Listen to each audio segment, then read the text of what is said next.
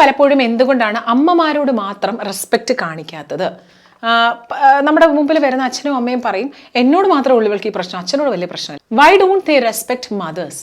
Okay, എന്തൊക്കെയാണ് പ്രധാനപ്പെട്ട കാരണങ്ങൾ? ഈ പറയുന്ന കാരണങ്ങളെല്ലാം ആവണം എന്നില്ല, പക്ഷെ ചിലതാകാം. Number 1, father or relatives disagreeing in front of the children. അതായത് പല വീടുകളിലും അച്ഛനമ്മമാർ ഒരുമിച്ചിരിക്കുമ്പോൾ അമ്മയെ മാത്രം കുറ്റപ്പെടുത്തിയിട്ട് അച്ഛനോ അല്ലെങ്കിൽ അച്ഛൻ്റെ വീട്ടുകാരോ അമ്മയുടെ വീട്ടുകാരോ ഇങ്ങനെ പറയുമ്പം അമ്മയോടെ കോൺസ്റ്റന്റ് ബ്ലെയിമിൻ്റെ ഒരു ഇതാവുമ്പം, അതായത് ഗ്യാസ് ലൈറ്റ് ചെയ്യപ്പെടുമ്പോൾ കുഞ്ഞിത് കാണുമല്ലേ, അപ്പോൾ ഓട്ടോമാറ്റിക്കലി കുട്ടി ഇത് തന്നെ മോക്ക് ചെയ്യാനുള്ളൊരു ടെൻഡൻസി വരും. Number 2 is over familiarity. അതായത് എന്തൊക്കെയാണെങ്കിലും ഇത് അമ്മയല്ലേ എന്നുള്ളൊരു ഫ്രീഡം എടുത്തിട്ട് കുഞ്ഞുനാളിലെ മുതലേ ഇങ്ങനെ പറഞ്ഞു വരുന്നു, അമ്മ അതിന് റിയാക്ട് ചെയ്യുന്നില്ല, അത് തന്നെ ഇങ്ങനെ കണ്ടിന്യൂസ് ആയി പോകുന്നു. ദേ നോ ഇത്രയ്ക്ക് പോയാലും അമ്മ ഇത്രയേ ഉള്ളൂ എന്നുള്ള ഒരു ഫീലിംഗ്. നമ്പർ 3, അമ്മയുടെ ഒരു ഇമോഷണൽ എക്സോഷൻ കുട്ടിൻ്റെ അടുത്തേക്ക് എടുക്കുമ്പോൾ എന്ന് വെച്ചാൽ നമ്മൾ പലപ്പോഴും നമ്മുടെ ആ ഒരു ബേർഡ് ഔട്ട്, നമ്മുടെ ഒരു ഇമോഷണലി നമ്മൾ ഡ്രെയിൻഡ് ആവും, ഇതെല്ലാം കൂടെ എടുത്ത് കാണിക്കുന്ന കുട്ടിയുടെ അടുത്താണ്. അപ്പോൾ കുഞ്ഞിന് ആ ഒരു റെസ്പെക്റ്റ് അങ്ങോട്ട് കിട്ടാത്തപ്പം ഓട്ടോമാറ്റിക്കലി കുട്ടി ഇറിറ്റേറ്റഡ് ആവും.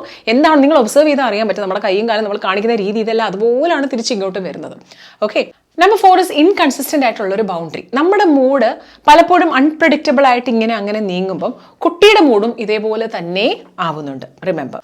അടുത്തത് വളരെ ഇമ്പോർട്ടൻ്റ് ആയിട്ടുള്ള ഒരു കാര്യം, ചൈൽഡിൻ്റെ ഡെവലപ്മെൻറ്റൽ സ്റ്റേജസ്. അതായത് ഇപ്പോൾ ഒരു ട്വീനിൽ നിന്ന് ടീനിലേക്ക് കയറുമ്പോൾ, ടീനിൻ്റെ ഒരു പ്രൈം സ്റ്റേജിലേക്ക് എത്തുമ്പോൾ, ഈ ഒരു ടൈമിലൊക്കെ പലപ്പോഴും അവരുടെ ഒരു ഐഡൻറ്റിറ്റി ഫോർമേഷൻ്റെ ഭാഗമായിട്ട് ഈ ദേഷ്യം, റെസ്പെക്റ്റ് ഇല്ലായ്മ, പറഞ്ഞാൽ കേൾക്കാത്തത്, ഉള്ള സ്വഭാവങ്ങളെല്ലാം കംപ്ലീറ്റ്ലി മാറുന്നത്, ഇതൊക്കെ ഡെവലപ്മെൻറ്റൽ സ്റ്റേജസിൽ ഇത് വളരെ കോമൺ ആണ്.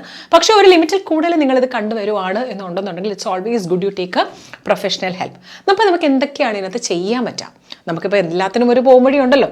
സെൽഫ് ഹെൽപ്പ് ആയിട്ടുള്ള ഒരു രീതിയിൽ വാട്ട് ക്യാൻ ബി ഡൺ നോക്കാം. Number 1 is don't react emotionally. പലപ്പോഴും നമ്മൾ എന്തെങ്കിലും ഒന്ന് പറഞ്ഞ് രണ്ടാമത്തേന് കരയുക, അലറുക, മനസ്സിലായോ? ഇതൊക്കെ ആകുമ്പോഴത്തേക്ക് കുട്ടിക്ക് അറിയാൻ പറ്റും, ഇനി എന്തൊക്കെ ഞാൻ പറഞ്ഞാലും ഇവിടം വരെയൊക്കെ പോവുള്ളൂ. അപ്പോൾ ആ ഒരു ഇമോഷണൽ എന്നുള്ളൊരു രീതിക്ക് പകരം റിയാക്ഷൻസ് കുറച്ചിട്ട് റെസ്പോണ്ട് ചെയ്ത് ന്യൂട്രൽ ആകാനുള്ളൊരു ശ്രമം നടത്തുക. പക്കായിട്ടുള്ള ഒരു സൈലന്റ് ട്രീറ്റ്മെൻറ്റ് എന്നുള്ളതല്ല, പക്ഷേ നമ്മൾ അവിടെ ഫേം ആയിട്ടുള്ളൊരു ഇമോഷൻ കീപ്പപ്പ് ചെയ്യുന്നത് ഇതിന് ഒരുപാട് ഹെൽപ്ഫുൾ ആയിരിക്കും. ഇതിൻ്റെ ഒപ്പം തന്നെ ലോജിക്കലായിട്ടുള്ള കോൺസിക്വൻസസ്, അതായത് പണിഷ്മെൻറ്റ്സ് അല്ല, പകരം ലോജിക്കലായിട്ടുള്ള ഒരു രീതിയിൽ, അതായത് ഞാൻ എന്ന വ്യക്തി എപ്പോഴും എൻ്റെ മേളിൽ കയറി നിനക്കങ്ങനെ മേയാൻ പറ്റുന്നതല്ല എന്നുള്ള ഒരു ഫേമായിട്ടുള്ള ഒരു രീതിയിലേക്ക് നമ്മളെ തന്നെ മോഡൽ ചെയ്യുന്നത് വളരെ ഇമ്പോർട്ടൻ്റ് ആണ്. Okay, give space during the emotional outbursts. അതായത് പലപ്പോഴും ഇത് കഴിഞ്ഞ് കഴിയുമ്പോൾ കുഞ്ഞ് 2 പറയും, നമ്മൾ 4 പറയും, കുഞ്ഞ് 8 പറയും, നമ്മൾ 16 പറയും. നോ, അങ്ങനെ എന്തെങ്കിലും ഒരു കാര്യം നടക്കുവാണെങ്കിൽ തന്നെ ഗിവ് ടൈം ടു ഹീൽ. ഒരു പക്ഷേ കുട്ടിക്കും ഫീൽ ചെയ്യുന്നുണ്ടോ, അയ്യോ ഞാൻ അത്രയും വേണ്ടിയിരുന്നില്ല, വീണ്ടും നമ്മൾ കയറി അത് എരിയേറ്റുമ്പോഴാണ് വേറൊരു ലെവലിലേക്ക് പോകുന്നത്, അല്ലേ? കുട്ടിയുടെ ഡെവലപ്മെൻറ്റൽ സ്റ്റേജിൻ്റെ ഒരു ടൈം ആണെങ്കിൽ അവിടെ നമ്മളെ മനസ്സിലാക്കി മാറുക എന്നുള്ളതൊരു വളരെ ഇമ്പോർട്ടൻ്റ് ആയിട്ടുള്ളൊരു കാര്യമാണ്. This can create A positive change. മനസ്സിലായോ?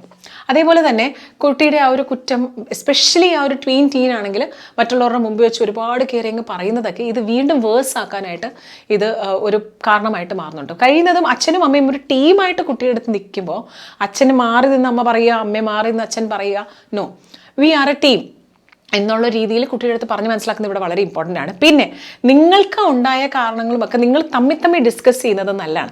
കുട്ടിയുടെ അടുത്തൊരു അഡ്വൈസിങ് നോട്ടിലേക്ക് പോവാതെ എന്തൊരു കാരണം നടക്കുന്നുണ്ടെങ്കിലും അതിൻ്റെ ഇപ്പുറത്ത് അതിനൊരു റീസൺ ഉണ്ട്. If a child is disrespecting, definitely developmental സ്റ്റേജിൻ്റെ ഇഷ്യൂ അല്ലെങ്കിൽ അതിന് തക്കതായിട്ടുള്ളൊരു കാരണം ഇപ്പുറത്തുണ്ട്. ആ കാരണം എന്താണ് എന്ന് കണ്ടെത്തി, അതിൻ്റെ റൂട്ട് കോസ് കണ്ടെത്തി നമ്മളെ മാറ്റുമ്പോൾ തന്നെ കുറേയൊക്കെ ഒരു ചേഞ്ച് ഇവിടുന്ന് വരും. ഓപ്പൺ കമ്മ്യൂണിക്കേഷനായിട്ട് നമ്മൾ ഇനീഷ്യേറ്റ് ചെയ്യണമെങ്കിൽ അതിനുള്ള ഒരു പാകത്തിലേക്ക് കുഞ്ഞെത്തണം നമ്മളോട് സംസാരിക്കാൻ, അല്ലേ? നമ്മൾ ആ ഒരു ഹെൽത്തി ബൗണ്ടറി ക്രിയേറ്റ് ചെയ്ത് കൊടുക്കണം വീട്ടിൽ. എങ്കിലും മാത്രമേ അവിടെ ഒരു പോസിറ്റീവായിട്ടുള്ള ഒരു റീഇൻഫോഴ്സ്മെൻറ്റ് അവിടെ വരത്തുള്ളൂ. ഓക്കെ, ഇതൊക്കെ നിങ്ങൾ ചെയ്തിട്ടും ഒന്നും അങ്ങോട്ട് വർക്കൗട്ട് ആവുന്നില്ല എന്നുണ്ടെന്നുണ്ടെങ്കിൽ take a professional help at the earliest.